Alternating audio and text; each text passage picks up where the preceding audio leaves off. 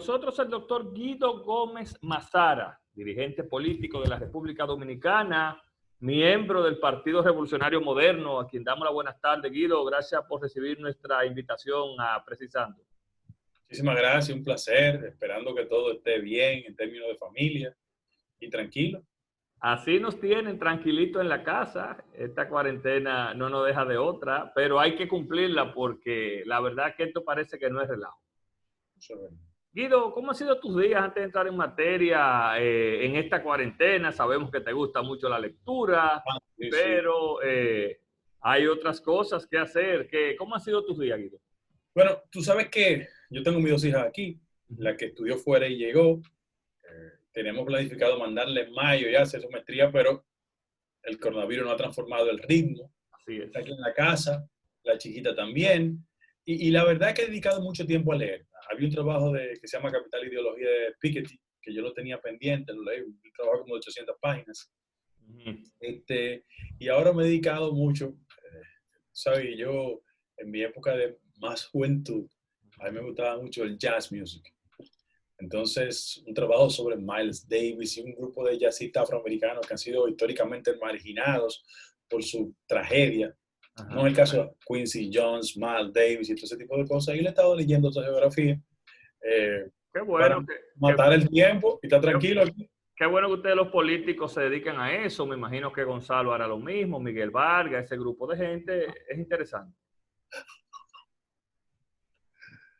No, cada quien hace lo que le gusta. Bueno, pero el político que no lee tiene problemas, Guido, usted lo sabe. Difícilmente en el siglo XXI la herramienta del conocimiento no puede ser asociada a la práctica política. Mira, Luis, antes de yo entrar en materia contigo, yo quiero usar tu programa para solidarizarme con todas las familias que han perdido seres queridos. Yo he perdido amigos muy entrañables. Todos, sí. Charlie, por ejemplo, buenísimo amigo Canán de Salcedo, que murió, aspiraba a diputado inclusive. Y en el día de hoy, muy temprano, me enteré de que el artístico, buen amigo, que había sido candidato de nosotros en La Romana, yo había estado con él en el proceso de campaña, murió. O sea que mi solidaridad para todas las familias que han perdido un ser querido y las que están afectadas por el tema de que sus familiares están en un proceso de recuperación en las clínicas. Así es, yo creo que esto no ha robado mucha gente querida, sin importar, Guido, yo digo, edad. Sí. Sin importar religión, sin importar sexo, sin importar clase social. Ese debe ser el mensaje final. A propósito, Guido, yo quiero, bueno, en tu doble condición, tu condición de ciudadano, ¿verdad? Común y corriente, con el que uno se junta, se toma un café, y tu condición de dirigente político. Yo quiero tu evaluación del desempeño hasta el momento, para luego ir entrando en otros temas, de las autoridades en la República Dominicana de cara al COVID.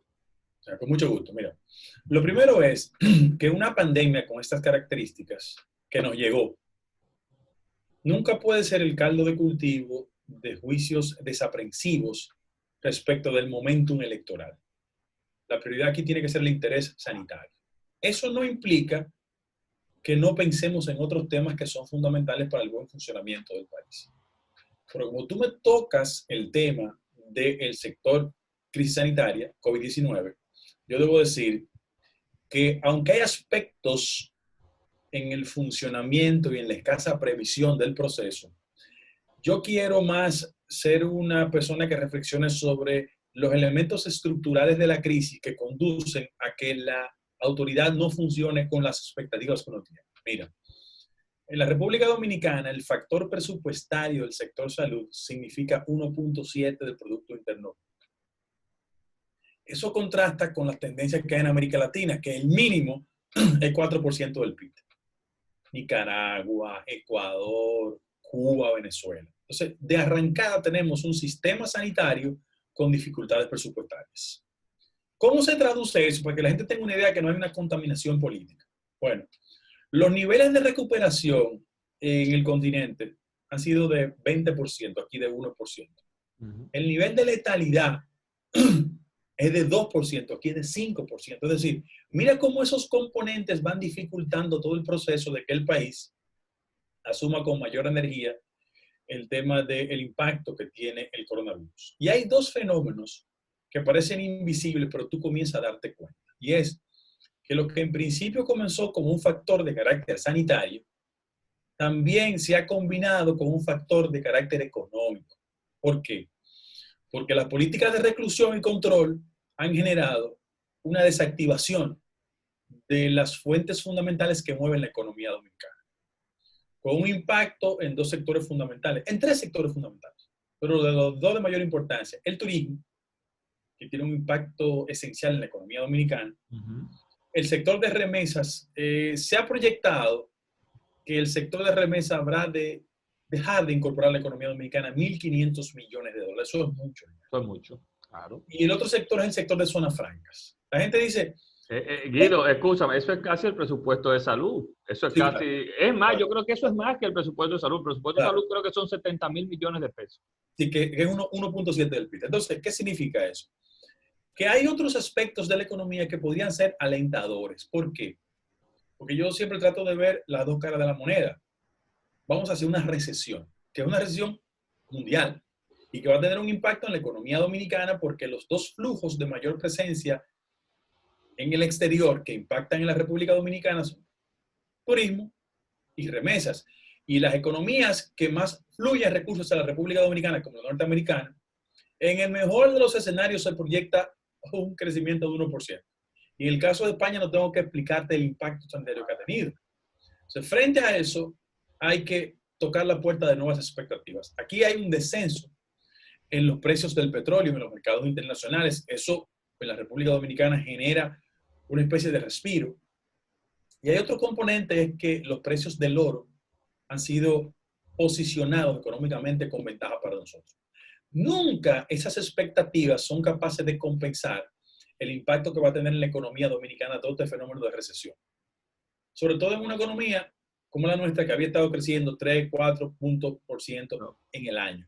Pero Guido, antes de irte de ahí, ayer en una rueda de prensa del Palacio Nacional, y con mucho bombo, las autoridades anuncian que el Banco Mundial pronostica que una de las tres economías que mantendrá no su ritmo, sino su nivel, ¿verdad?, de no de crecimiento, es la de la República Dominicana. De 1%. Es decir, respecto del ritmo de crecimiento, vamos a descender 4 puntos. Sí. Y eso nos impacta. ¿Por qué? No es un fenómeno local, queremos ser honestos. Es un fenómeno mundial. Ahora, yo saludo, por ejemplo, las acciones del gobierno tendentes a exhibir que tanto el gobernador del Banco Central como el ministro de Hacienda van a generar todo un programa de activación de la economía dominicana. Eso es bueno. ¿Por qué?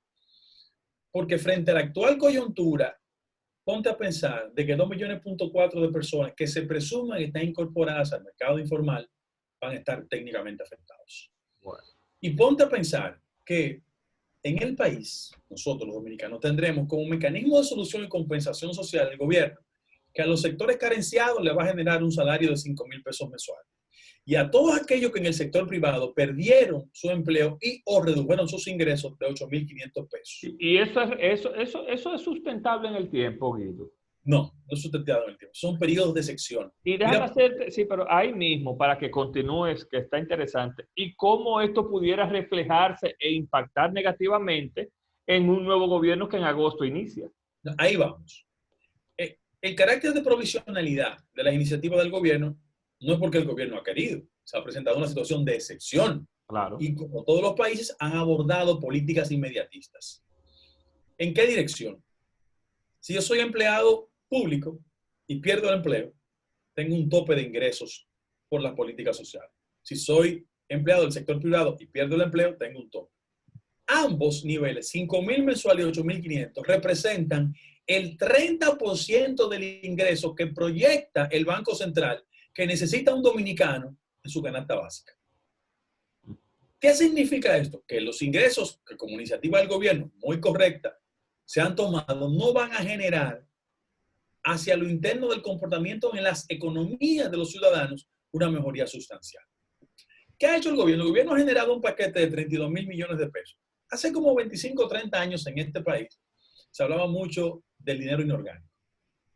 De los 32,000 millones de pesos del paquete del gobierno, 12,000 millones son monetizados por el Banco Central. No otra cosa que no sea dinero técnicamente inorgánico como se llevaba a hacer. Pero eso es una denuncia grave que usted está haciendo, doctor. Usted puede ser sometido a la justicia diciendo que el gobierno está tirando dinero inorgánico a la calle, ¿no? No, porque todo este proceso de desmonetización conduce a eso. A que sea técnicamente dinero sin respaldo que el Banco Central coloque en el mercado para generar un impacto en la economía. Para mover la economía, como dicen en buen dominicano. ¿Por qué? Porque lo que comenzó siendo un tema de perturbación médica, es decir, no salgamos, tengamos control, comienza a perturbar ya los actores económicos. Tú y yo estamos hablando en un lenguaje que a lo mejor la gente entiende que es muy rebuscado, pero ubícate en la Francisco Villapesa, parte de atrás, Juan Pérez, que vive de vender yaniqueque en la esquina y que evidentemente ha tomado las medidas de control recomendadas por el gobierno. Reclusión, alejamiento, la distancia social, ¿cómo se llama? Pero tiene que comer. Pero él tiene que comer, él tiene que producir y sobre todo el hilo de la familia, de los relacionados. Entonces, ya comienza ese nivel de perturbación que en una materia mía, quizás es una materia más propia de los analistas de la conducta humana, pero todo este proceso que es sanitario, que es económico, va a generar desequilibrios en la conducta de muchos ciudadanos. Mira por qué. La agresividad va a aumentar. Porque cuando hay un factor productivo de por medio que no satisface las expectativas de la gente, tú te tornas muy agresivo. Eso hasta en los matrimonios se refleja cuando una de las dos partes empieza a tener problemas. Oye, a todos los niveles. Y uno quizás, sin ser analista de la conducta humana, quisiera que este proceso contribuyera como una paz existencial en la relación de pareja, pero sobre todas las cosas a la gente que está en la calle. Si tú has visto en las redes, te darás cuenta cómo hay manifestaciones ya del ciudadano común de agresividad frente a una fila, frente a un requerimiento de la autoridad, y tú dices, bueno, es verdad que la prioridad es lo sanitario, es verdad que hay que reconocer el impacto de carácter económico, pero en la conducta colectiva tenemos que hacer un esfuerzo de tranquilidad. ¿Por qué? Porque hay otro elemento que mira como un componente puramente sanitario que nos llegó a todos. Genera otra perturbación de carácter institucional y política. Las elecciones. Ahí voy, doctor, pero antes de entrar en elecciones, su valoración del decreto que es el decreto que los senadores aprobaron de la ley de emergencia, para que la gente sepa. Pero su valoración de esta extensión, ¿tú la ves correcta, Guido? ¿Tú entiendes? ¿Se le está dando el hasta 17 días estoy bien. Hasta ahí estoy bien. No al 30 de abril. Sí, así técnicamente 30 de abril. Y que se mantenga la disposición de a las 5 de la tarde, usted tiene que estar en su casa. Sí, sí. ¿Tú no crees, Guido, que es prudente aumentar ese toque de queda en esos 15 días o lo ves así? Mira, el problema es que lo que proponen algunos es un toque de queda 24/7, como dicen. Yo no sé si esa medida nos va a ayudar, porque al final de la jornada hay actores en la economía dominicana que requieren algún tipo de liberalización frente a esa decisión. ¿Qué tú vas a hacer con los productores? Claro. Con los supermercados. ¿Qué tú vas a hacer con la capacidad de consumo de una gente que no tiene las condiciones económicas para comprar por 1 o 2 semanas? O sea, Guido, esos elementos hay que evaluarlo. Guido, tú fuiste consultor jurídico del Poder Ejecutivo. No sé si en algún momento en el gobierno de Hipólito hubo una necesidad de compras de emergencia y demás. Se te ha visto muy agresivo, Guido Gómez, en las redes, con compras como la del Servicio Nacional de Salud, con compras como la de Salud Pública, con la del INAIPI. Tu valoración de cómo el gobierno, y esa era la pregunta, Guido, antes de entrar en elecciones, ha manejado estos procesos que todo el mundo sabe, y no lo llamemos engaño, hay gente esperándolo. Hay gente esperándolo como, ¿verdad? Tu valoración. Mira, vamos por partes. Lo primero es, vamos a los aspectos puramente de legalidad jurídica. Lo técnico, como dicen. Lo técnico. Mira, el gobierno ha presentado por los mecanismos institucionales vía el Congreso de la República un estado de emergencia, ¿verdad? Y ese estado de emergencia a su vez fue acompañado con decisiones que implican, entre otras cosas, esquivar un procedimiento de ley que se llama Ley de Compra y Contratación, Ley 360. Simplificarlo en buen dominicano, como dicen. Exactamente. ¿Cómo se traducía eso? Que había instituciones que en principio calificaban en el decreto que por vía de consecuencia no tenían que someterse a la rigurosidad de la ley. Hasta el día 2, el decreto excluía a INAIPI, Plan Social y Comedores Económicos. ¿Dónde comenzó el problema? Primero, la naturaleza agiotista del grupo de gente que quiere sacar ventaja en esta situación. Eso siempre pasa en todos los gobiernos, que hay un grupo de avivatos, claro, que tienen todos los partidos, todos los gobiernos. Eso no tiene que ver preparado para la situación. Bien. ¿Cuál es el cuidado elemental que debe tener toda sociedad? Una observación ciudadana que le ponga límites al carácter insaciable de alguna gente. Y yo te voy a poner ejemplos de pero hay veedores nombrados por el gobierno, Guido. Desde el año 2013, octubre del 13, el gobierno tiene veedores. Y el informe...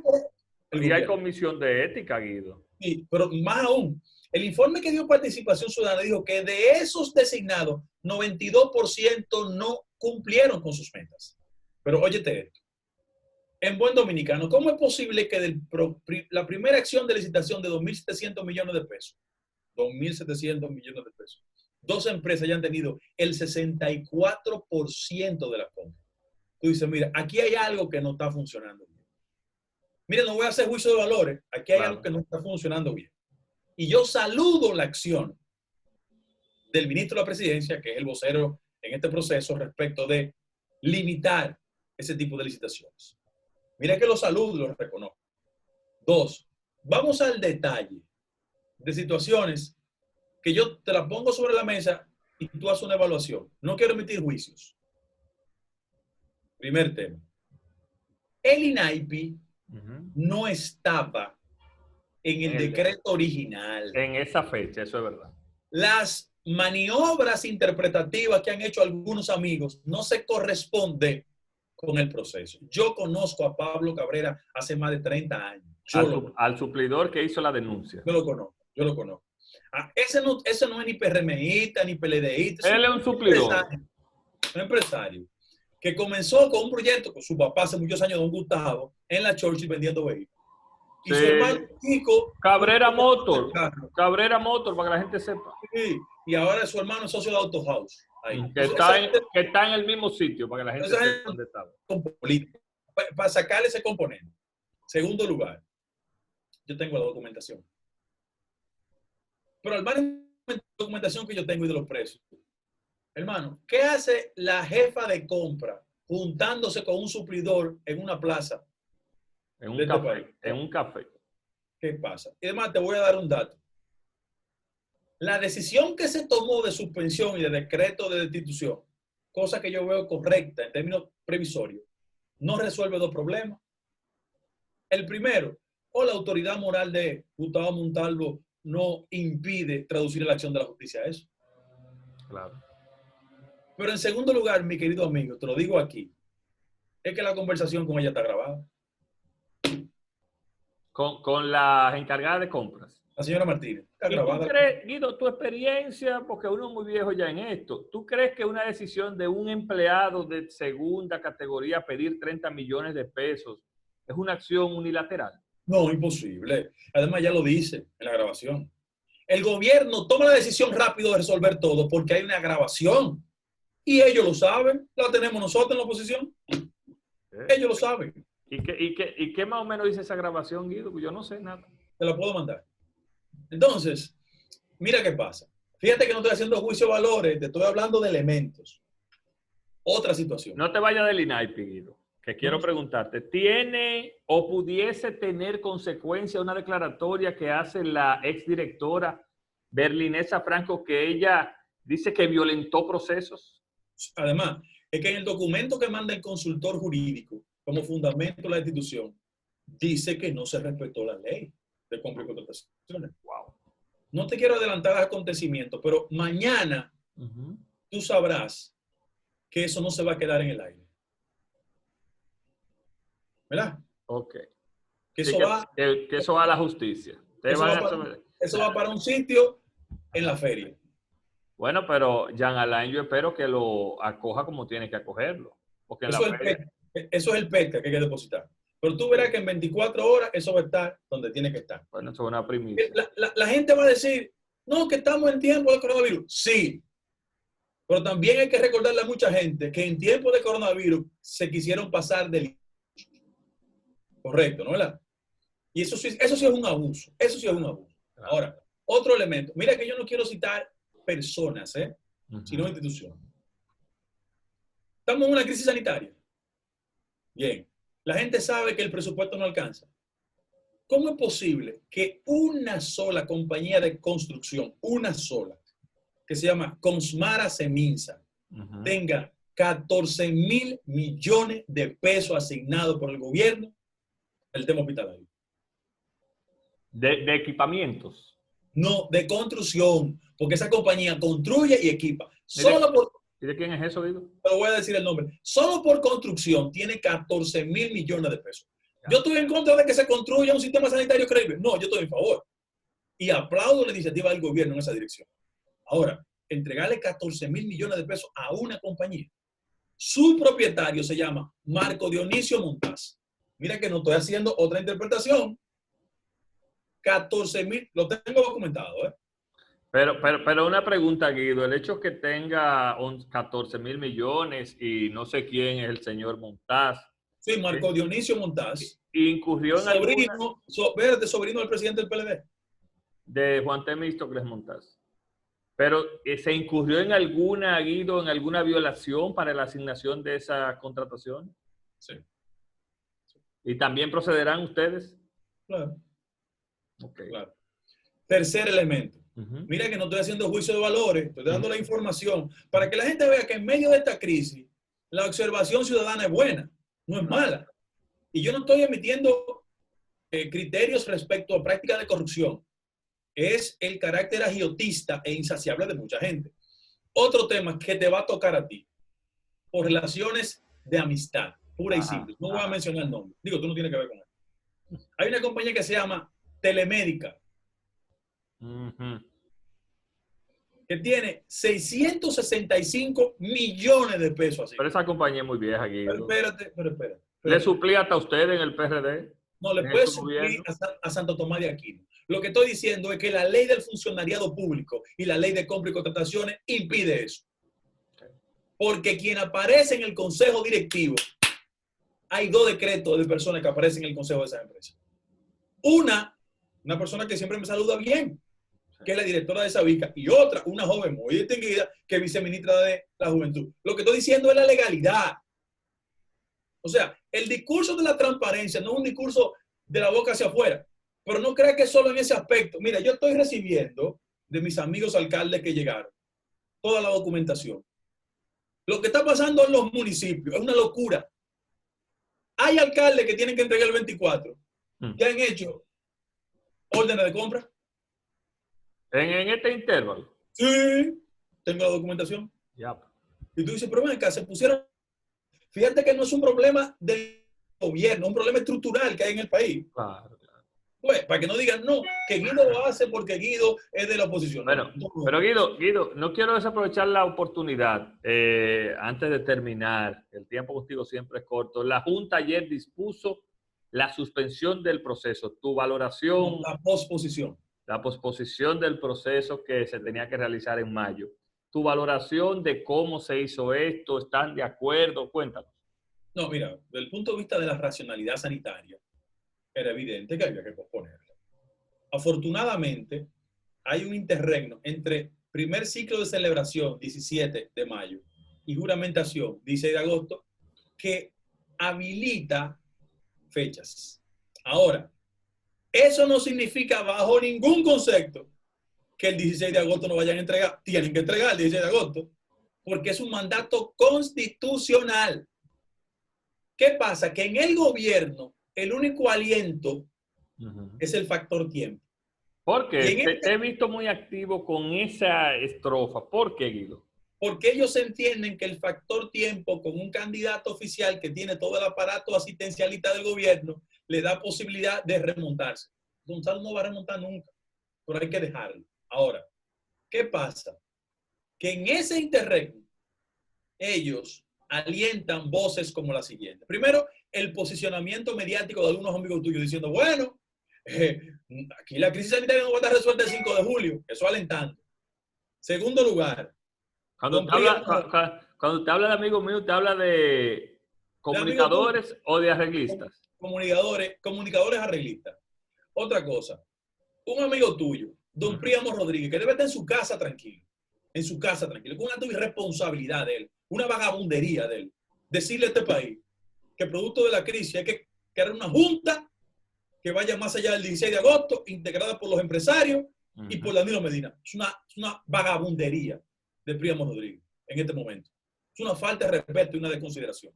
Aquí ha existido una voluntad de todos los actores políticos demandándole al gobierno que se junten para una solución colectiva. El gobierno no le ha hecho caso a nadie. Y cuando tú juntas eso con el comentario que hizo el senador de Independencia, Orlando Mercedes, de que vamos a modificar la Constitución, es que ellos nunca entierran la posibilidad de una maniobra. ¿Tú sabes por qué? Porque en el gobierno hay gente que tiene perturbaciones procesales post 16 de agosto. Pues tú eres de la línea, oí al presidente Fernández decir que todo menos tocar la Constitución. ¿Esa es la línea tuya, Guido? No, la línea mía no. De Abinader, de Guillermo Moreno, de todo el mundo. O sea, es verdad. Vamos para el 5 de julio, no hay problema. O el 26, no hay problema. Pero el 16 de agosto hay que entregar. Guido, ¿qué pasaría? ¿Qué dice el tema constitucional ahí? Estamos en un tema de pandemia, como bien apuntas. Si bien es cierto, el gobierno termina el 16, los legisladores terminan el 16, es decir, que después del 16 ni los legisladores ni el presidente puede hacer nada. ¿Qué pasaría en un momento que no se pudieran hacer las elecciones en este tiempo? La Constitución Dominicana no prevé una salida. Mira qué irónica es la vida. No tiene salida. Por eso... ¿Se queda acéfalo el gobierno? ¿O el presidente de la Suprema asume? No hay una salida constitucional. No hay una salida, técnicamente. No hay un ordenamiento constitucional que diga, frente a este evento hay que hacer aquello. Porque eso el 16 de agosto hay que entregar. Porque eso pasa es cuando hay algún tema, ¿verdad?, de muerte y demás que asume la sucesión. El fallecimiento del presidente de la República genera una ola de sustituciones. Vicepresidente, después presidente de la Suprema Corte de Justicia. Pero no es el caso. No. O sea, aquí hay que entregar el 16 de agosto. Pero ¿qué pudiera pasar, Guido? Porque estamos en una... Es que aquí vamos para... Mira, lo que desea todo buen cristiano, ¿verdad? Es que el tema de la pandemia se reduzca sustancialmente y el 5 de julio vayamos a elecciones. Ok. Eso es. Ahora, que nadie se haga masturbaciones mentales y que esté alentado por una franja del gobierno, repito, que tiene perturbaciones procesales post 16 de agosto. Y lo que anda buscando la fórmula y activa circuitos económicos, comunicacionales, claro, comunicacionales afines al gobierno, para ver qué vuelta le andan buscando la cosa. Finalmente, ¿usted entiende que se ha politizado la entrega de ayudas de parte de un sector? Pero Dios mío, Gonzalo es la expresión de lo que yo he llamado la solidaridad fraudulenta. ¿Cómo así, doctor? O sea, él es una persona que no tiene en sus anales prácticas filantrópicas. Nadie le conoce eso. Y de vuelta a primera, él usa una crisis sanitaria como un instrumento de promoción personal, que en el fondo lo que hace es postergar que él se evidencie con las limitaciones que el país conoce. Gonzalo no puede expresar ideas y tiene que presentarse como un dador, el que más da. Yo doy cuarto, pero la política no le da dinero. Esto no es un casino. Esto es un espacio. Fíjate que lo invitan al show de mediodía, no va. A Ángel no va, porque él no quiere. Él no quiere que la sociedad dominicana ratifique sus falencias. Doctor, usted siempre ha sido claro. Yo conozco de dirigentes de la Fuerza del Pueblo que dicen, yo estoy de acuerdo con que Leonel y Luis se sienten antes de las elecciones para que esto se vaya en una primera vuelta. Ustedes tengo 3 meses diciendo. 3 meses diciendo. ¿Y hay posibilidad que si Leonel y Luis se junten ganen las elecciones en primera vuelta? No, porque el interés del país está por encima de lo que piensen ellos dos. Es que aquí hay una crisis de carácter sanitario que se va a expresar económicamente en los próximos años. Y nosotros no podemos enfrentar una crisis solo. Si criticamos al PLD porque anda solo en su actuación en el gobierno, no podemos andar solo nosotros. Doctor, en un minuto yo quiero aprovechar su... ¿Usted está haciendo su programa, doctor? Todos los días. Ah, sí. Yo solo salgo a coger sol. Bueno, pues invíteme un día de esto con mi amigo. No, yo camino en el mirador. Esa es la ventaja. Yo tengo un parque aquí abajo. ¿Se frizó el doctor Guido Gómez Mazar? No me diga. Guido, bueno, parece que Guido tuvo problemas con su internet. Pero por suerte pudimos concluir la entrevista. Pudimos concluir la entrevista con el doctor Guido Gómez Mazara. A ustedes gracias por haber estado con nosotros este martes en Precisando. Descansen y nos vemos mañana. Bye bye.